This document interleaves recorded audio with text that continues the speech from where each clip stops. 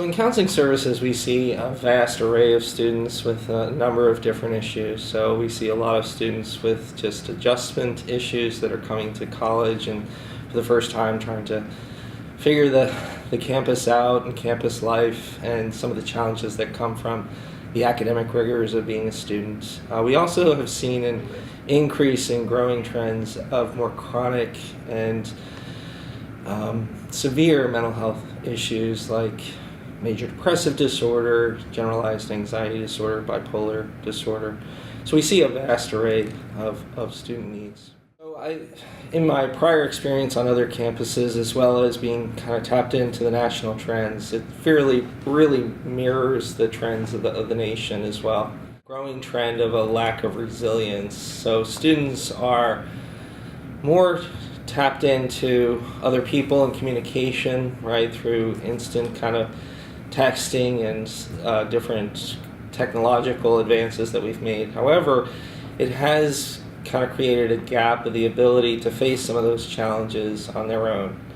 And so that has had some unique challenges in the way we approach students and working with them to kind of help them have the tools to kind of face those challenges. What we've done throughout the last several years is to kind of create a system of triage where we're looking at how we evaluate and assess students' needs, and then to also build a robust system of group and workshop offerings. So it's not just the traditional one-on-one counseling, which is, very helpful. However, it's not very effective with the kind of growing trends.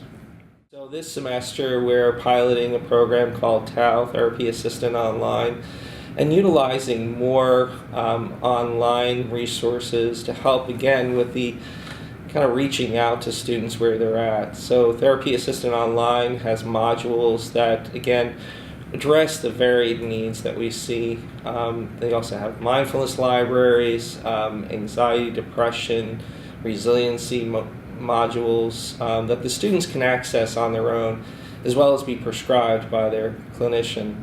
I would say that one of the growing needs is to be proactive rather than reactive, right?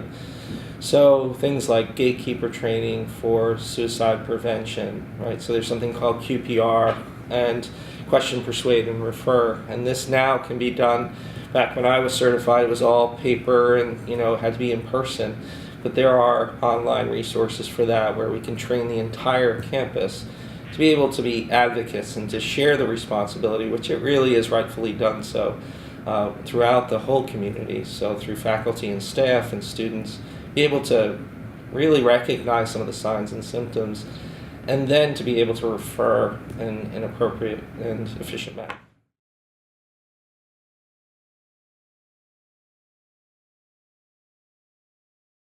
The population that we're working with, so we work with students of color, our LGBTQ students, first-gen students, women in general. And so a lot of those folks have been really impacted by, I think, the national climate that we're in politically. And so the negativity that they experience directly impacts their mental health.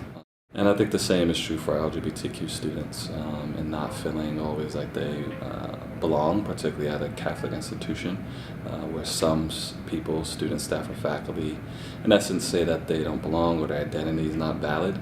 And that causes all kind of psychological health problems, and unfortunately for that particular group can lead to things like suicide.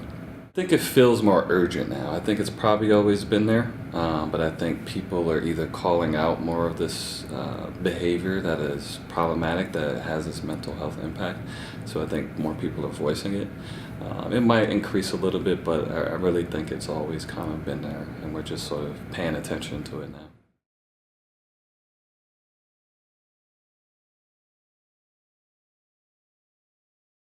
I think what makes this generation unique is the technology and social media. That tends to cause a lot of stress and anxiety because you're always comparing yourself to everyone else that's on there, and it seems like people post the best of their life on there, and therefore when you're constantly looking at what's so great about other people's lives, you start to internalize what's not great about your life, and you compare yourself.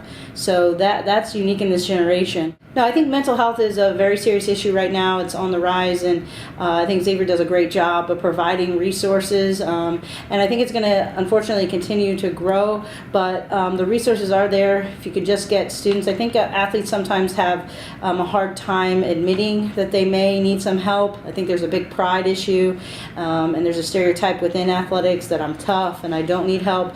So sometimes it can be a challenge to get them to go to maybe a counselor or a victim's advocate or something of that nature. So that is also unique to the athlete population, where they don't want to be seen in a waiting room of a counseling center. So they feel like their name might pop up on Twitter and the news. They're very private where that's concerned, as would be a non-athlete. They would probably want to be private as well.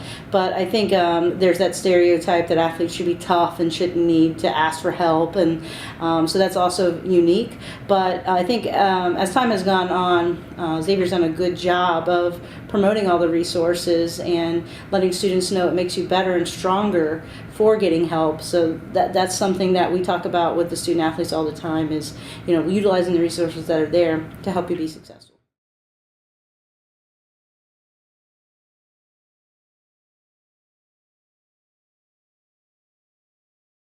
In the last 4 years, I've had the very humbling experience of working with Xavier students who have had a variety of complex crisis situations and issues that have come up in their life.